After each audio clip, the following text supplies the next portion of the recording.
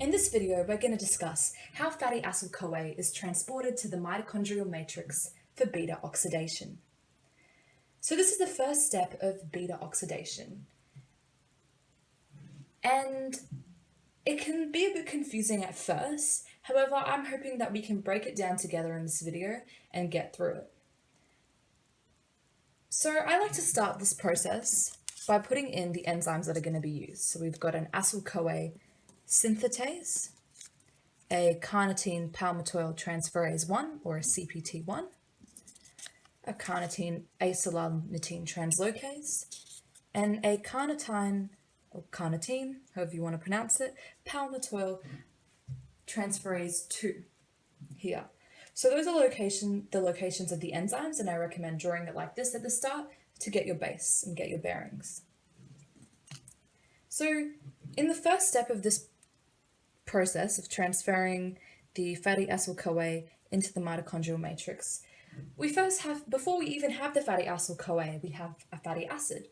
So if you've watched the digestion of fats video, which I recommend you watch, you would know that when we have fats in our body, we get them as triglycerides, and then these triglycerides can be broken into glycerol and fatty acids. And fatty acids are what we're using here in this reaction.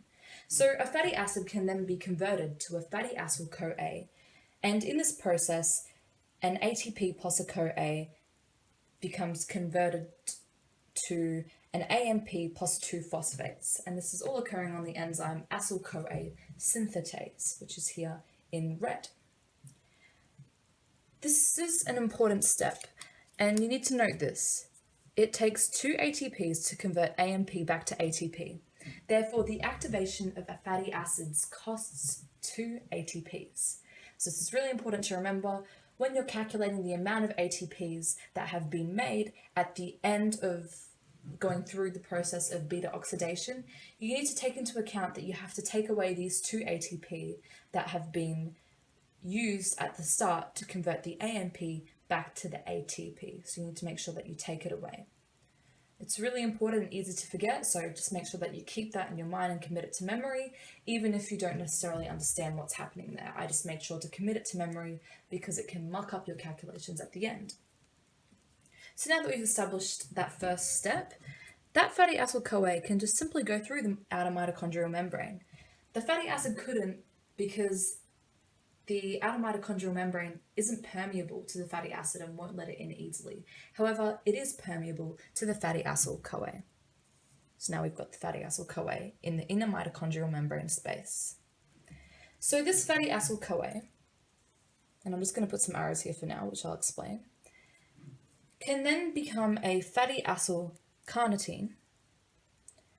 And in this process, a CoA is cleaved off because we've taken away that CoA to replace it with a carnitine. And the enzyme here is fatty acyl transferase 1, or FAT1. And this step is regulated. Remember that regulation of pathways is really important. So in this case, malonyl-CoA, carnitine, increased citrate levels, and acetyl-CoA all inhibit this enzyme from working at its maximum potential. However, carnitine and increased fatty acyl-CoA levels will promote this reaction to go further, which makes sense because if we have increased fatty acyl-CoA here, we can make more of this product, and this enzyme is more likely to be used. You might have noticed that carnitine is listed as both an inhibitor and a promoter of the reaction to get fatty acyl-CoA to become fatty acylcarnitine, and that's because it just depends on its concentration. Depending on the amount of carnitine we have will depend on whether it inhibits or promotes this reaction. So now we've got our fatty acyl-CoA into the form fatty acylcarnitine. Let's have a look at how that fatty acylcarnitine can come into the mitochondrial matrix. And how it does this is by using the carnitine acylcarnitine translocase enzyme, as shown by this arrow, and it enters the mitochondrial matrix.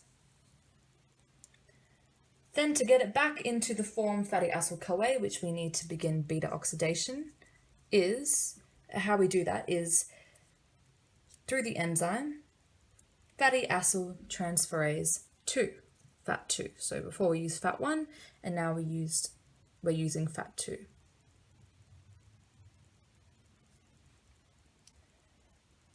In this process, a carnitine is cleaved off because we've swapped it for a Kawai, and this carnitine can then go back through the carnitine acylcarnitine translocase enzyme. So I'll position it so that it's touching. So carnitine can then go back here. So the carnitine comes back and contributes to this reaction to get the fatty acyl-CoA to become the fatty acylcarnitine again, because in the body it's not just one reaction at a time, there's lots of things happening simultaneously, and there's lots of fatty acids that are being broken down. It's not just one process that's happening. So that's how fatty acyl-CoA is transported into the mitochondrial matrix for beta oxidation. However, our journey in explaining beta oxidation is not over yet. Part 2 will see how that fatty acyl-CoA is broken down in the mitochondrial matrix.